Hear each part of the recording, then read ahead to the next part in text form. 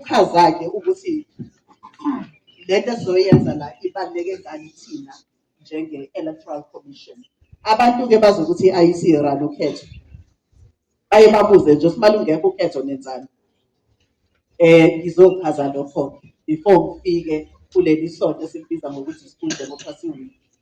I-IEC iyezinye iy'nhlangano ezakhiwe ku-Chapter 9 owe-Constitution. Ngiyazi-ke abantu abasuka ku-Grade 8 baye ku-Grade 12 bayazi lento engikhuluma ngayo. Ngoba sesenza sure ukuthi iyafundiswa naseklasini. I-IEC-ke itholakala ku-Chapter 9 owe-Constitution yezwe.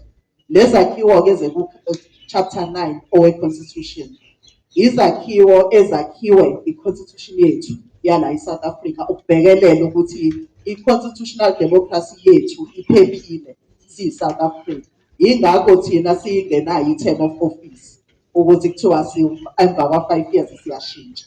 Eminye eyemisebenzi yethu ukubhekelela ukuthi laba abasiphathele izwe basaliphethe ngendlela okufanele baliphathe ngalo yini, basalandela imigomo esinayo eyakhiwe i-constitution yethu yase-South Africa. Sine-constitution-ke enhle kakhulu ephinde ibe no-chapter 2.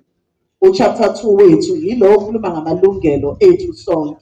Enye-ke yemisebenzi yethu njenge-IEC ukubhekelela ukuthi la malungelo aku-chapter 2 ye-constitution yethu asavikelekile yini. Bese kuthi thina njenge-IEC okuyilona-ke eqondene nathi ngqo kuleya Bill of Rights. Angithi siyayazi asiqala ukuzwa ukuthi kune-Bill of Rights namhlanje. Kuleya Bill of Rights khona lama-rights ekuthiwa ama-political rights. Ama-political rights-ke yilawo akunika igunya lokuthi ungabamba iqhaza ekukhetheni uhulumeni wethu wezwe. Lo esiye sihambe siyosayina u5 years nabo. Amandla u5 years kuphela. ESouth Africa-ke sibanika u5 years kuphela. Bese kuthi after 5 years siphinde futhi siyovota. Babenze kahle siyababuyisela. Babengenzanga kahle sinika abanye ithuba. I-democracy yethu leyo yase-South Africa isho njalo. Sabe-ke sesihlala siyi-commission ukuthi njengoba kuthiwa one of our mandates as the Electoral Commission is to make sure ukuthi we prepare South Africans to be responsible citizens. What does it mean to be a responsible citizen?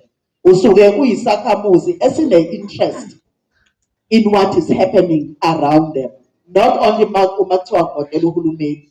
Sakha lezakhamuzi ama-citizens ase-South Africa aziyo ukuthi la ngihleli khona lesi sikole engifunda kusona siphethwe kanjani.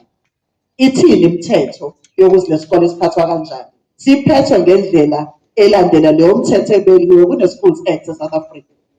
Sine-interest ukuthi sazi ukuthi i-Schools Act ithini ngamalungelo ethu njengabafundi, ithini ngamalungelo othisha, ithini ngeqhaza okufanele libanjwe abazali ey'koleni.